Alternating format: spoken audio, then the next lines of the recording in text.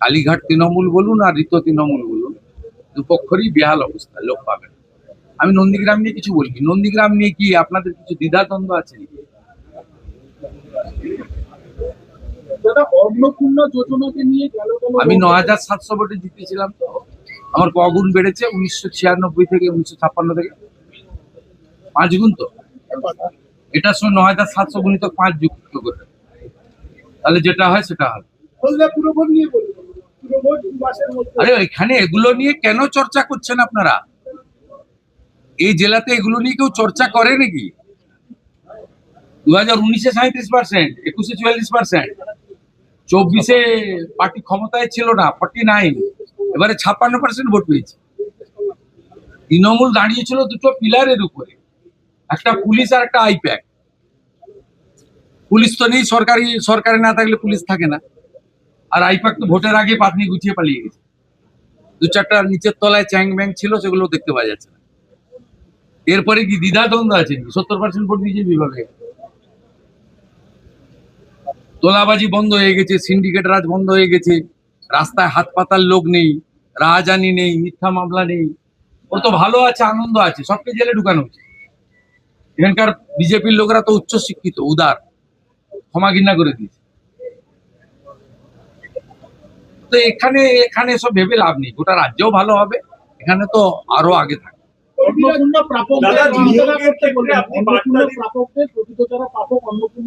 ভিতরে কি বলেছে আপনাকে বলবো? কাউকে চিন্তা করার কোনো কারণ নেই। 500 টাকা লক্ষ্মীর ভান্ডার দিতে গিয়ে 9 মাস লাগিয়ে দিয়েছে। 1,20,00,000 লোককে তো 1.5 মাসে দিয়ে দিয়েছে। বাকি যারা যোগ্য তারা পাবেন, অযোগ্য থাকলে বেরিয়ে যাবেন। ভেরিফিকেশন 30-8 অব্দি চলবে। প্রত্যেকটা বিধানসভায় গড়ে 35 থেকে 40,000 মহিলারা পেয়েছেন, তারা আমাদের ধন্যবাদ দিচ্ছেন। মোদিজির নামে জয়ধ্বনি হচ্ছে। বাকি যদি প্রয়োজন হয় আরো 2,000, 5,000, 7,000 প্রকৃত প্রাপক থেকে থাকেন, পাবেন, নিয়মের মধ্যে পাবেন। নিয়মের মধ্যে পাবেন। সরকারি অর্থনৈতিক স্কিমের প্রত্যেকটা জিনিসের নিয়ম থাকে। আপনার যদি জল জমি না থাকলে আপনি পিএম কিষাণ পাবেন। আপনি যদি বলেন আমাকে পিএম কিষাণ দিতে হবে, প্রত্যেকটা জিনিসের নিয়ম থাকে। বিশ্বকর্মা যোজনা পেতে গেলে হাতের কাজ জানতে হয়। প্রত্যেকটা স্কিমের একটা নিয়ম রয়েছে। আয়ুষ্মান ভারত 70 বছর পেরিয়ে গেলে সবাই পাবে। বাকিরা যারা এলিজিবল পাবেন, প্রায় 70% লোক কভার হয়ে যাচ্ছে। বাকি যে 30% কভার হচ্ছে না, তাদের জন্য মুখ্যমন্ত্রী স্বাস্থ্য বীমা চালু হবে, একই সঙ্গে চালু হবে। 16ই আগস্ট সরকারের 100 দিন পূরণ হবে। 16ই আগস্ট ভয়ঙ্কর দিন কলকাতার ক্ষেত্রে। সুরাবর্দির নেতৃত্বে দ্য গ্রেট ক্যালকাটা কিলিং হয়েছিল। আর সেই দিনটা তৃণমূল কংগ্রেস, আগের সরকার খেলা হবে দিবস পালন করত। আমাদের সরকার সিদ্ধান্ত নিয়েছে ওই দিন আয়ুষ্মান দিবস হিসেবে পালন করা হবে। ওই দিনই জানতে পারবে। অর্থাৎ আপনাদের চিন্তা করার কোনো কারণ নেই। তা এত তাড়াহুড়া করছেন, মাত্র 62 দিন বয়স হয়েছে।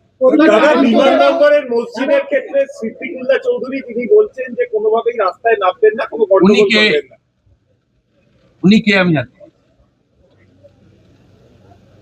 উনি কে? না, উনি এর আগে ওয়াকআপের সময় জাতীয় নিরাপত্তা, বিমানবন্দরের নিরাপত্তা অগ্রাধিকার পাবে।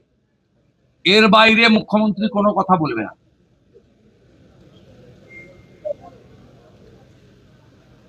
উনি খুব নরম নরম কথা বলেছেন। এইটাই সরকার। অন্য সরকার হলে ধমকাতো, যেমন রেজিনগরের লোকটা ধমকাতো, এখন আর ধমকায় না। আগের সরকার থাকতো ধমকাতো যে আমাদের ভোটে সরকার করেছে। এখন নরম নরম কথা বলছেন। জাতীয় সুরক্ষা এবং বিমানবন্দরের নিরাপত্তা আগে দেখতে হবে। এই বিমানবন্দরের লোকেশন খুব গুরুত্বপূর্ণ নিরাপত্তার ক্ষেত্রে। চীন, বাংলাদেশ সব কাছে, আন্তর্জাতিক বিমানবন্দর। এইখানে এইভাবে খুলে রাখা যায় না। বাকি ঠিক আছে, আমরা তো ধর্ম পালনে কাউকে বাধা দিইনি। ওরা তো বলেছিল যে বিজেপি এলে মুসলমানদের তাড়িয়ে দেবে, নামাজ পড়তে পারবে না। তা বকরি ঈদও করেছেন।